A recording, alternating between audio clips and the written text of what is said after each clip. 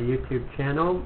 I started a video earlier showing you how to set up your first Kendo mobile application as a basic example. This is going to kind of go into a little bit more of an advance from where we were left off at. Now, I was last telling you how to go ahead and copy the files, but unfortunately my video cut short, so I wasn't able to finish it. But I wanted to show you some of the newer stuff I've added to this, basically the TabStrips in this example. Let me show you that here.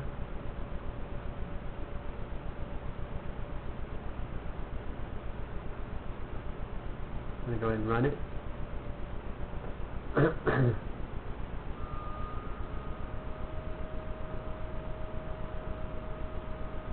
Okay, so in this example, I'm going to be using an Atari Basic as an example to show you how to set up basically your own TabStrips, and we'll add one in as we go here. So you see at the bottom here, these are the TabStrips: display counter, memory, condition. When I click on them, it's changing this section here, which is called the view in the center. So this one's broken down into graphics, display, loops.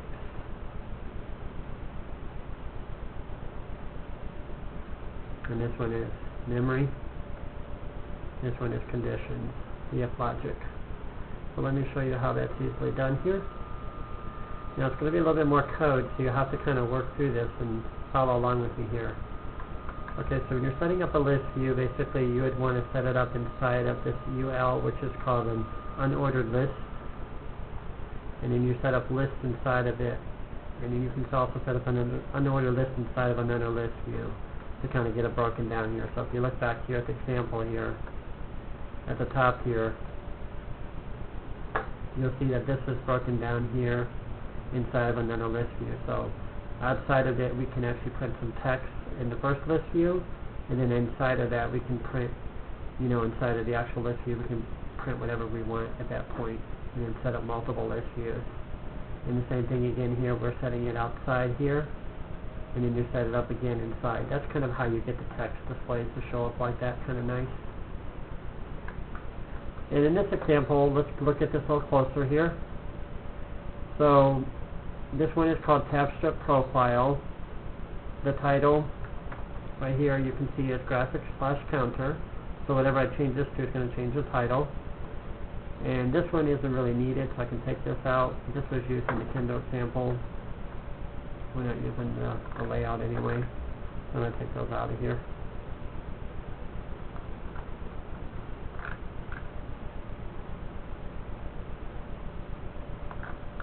Oh, actually, wait.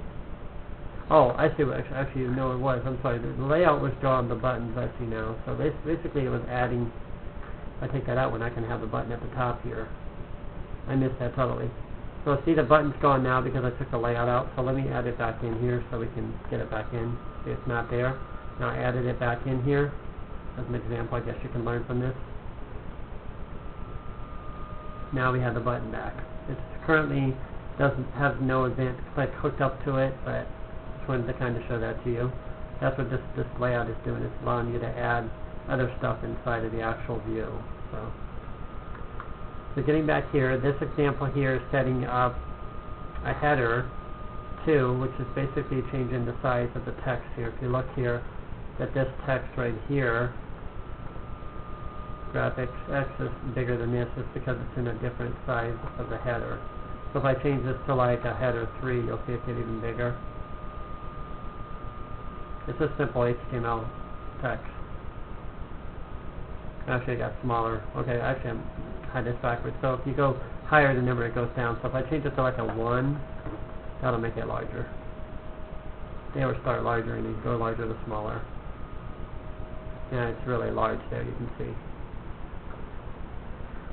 Okay, so inside of this you can set up span tags, and you can set up other text inside of here. I have class here changing the color here. It's changing and printing this in red, basically. You've seen this example when I use the button color red. That's all it's doing, is just changing whatever's in that section to the color of red, or whatever color you want it to be. Okay, and then this right here is aligning it. So it basically takes this text right here, print correct since A is 6, Actually, let me go back up here. Where it says x equals 0 minus 16, and it aligns this to the right. So if you look at the example here, you'll see this is over here to the right of the actual text here. This kind of makes it look nicer.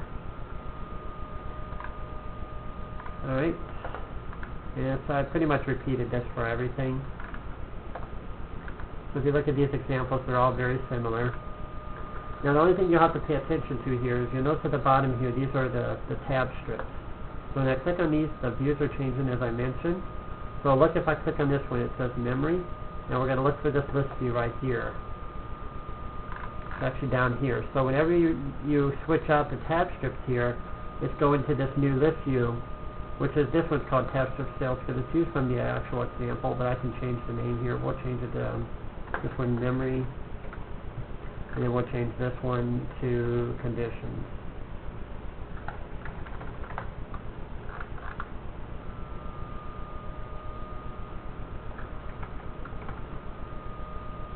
And this is actually where it activates the actual list view. I'm sorry, not list view, but the tab strip here.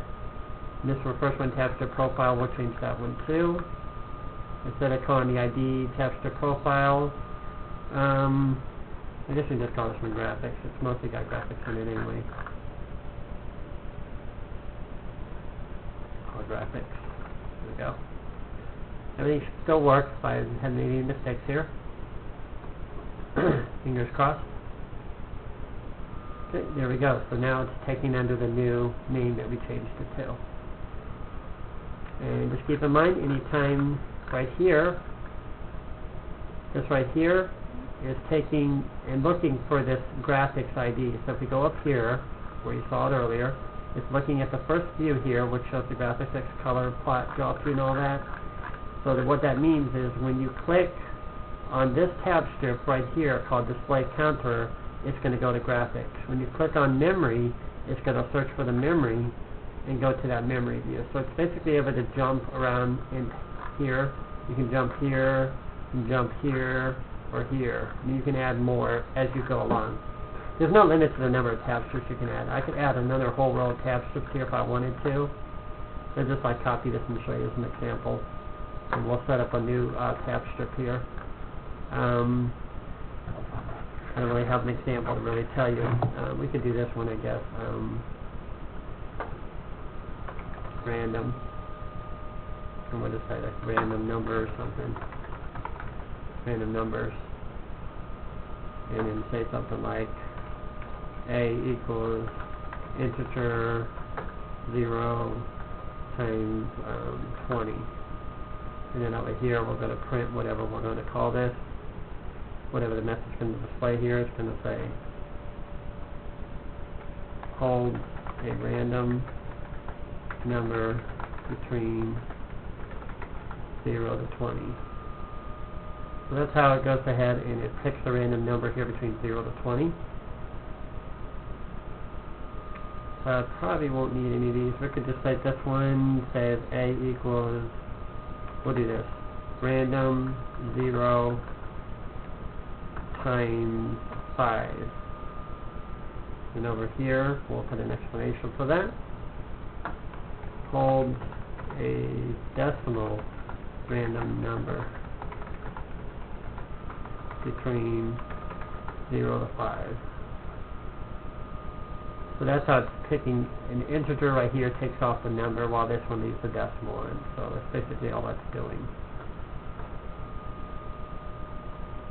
I'm going to go ahead and erase this. Remember, we're just making a quick example here. We called this one random. So we got the title for it. Now we need to also name the list view.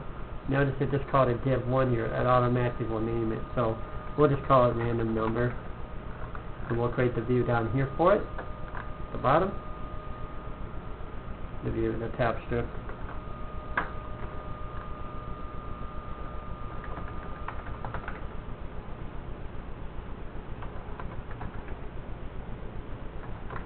Random number, whatever you want to call it. And if everything's correct, it should add in our new tab strip that should be functional. Okay, we got our new functional tab strip, and here we go. So we click on it, it now shows the new tab strips and whatever data you want to put in between there.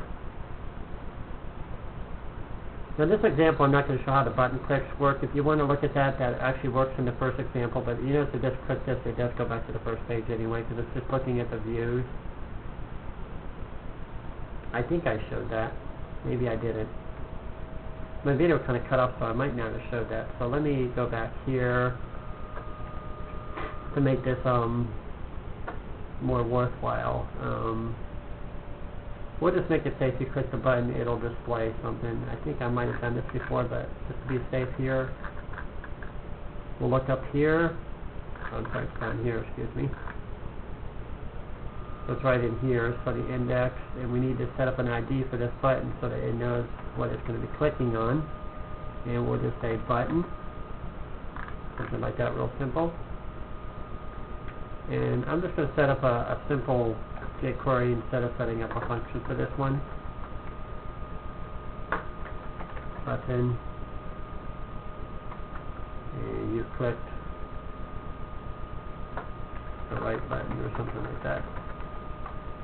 So if it works, it should pick up button here, because that's the ID, and it should say you clicked the right button. So let's see if it works.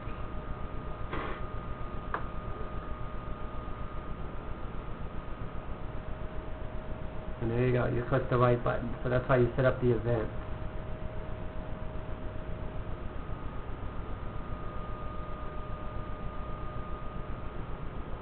So that's basically all this one is going to do. It shows you how to set up the TabStrips. Remember, you just set up your own div tags here to set up the areas where you want, and you always want to make sure that these divs inside of each other whenever you're linking to them. Because if you try to stick them inside of here somewhere, it's not going to look proper, and it's not going to actually be able to see the view. So always make sure that you put the footer at the end.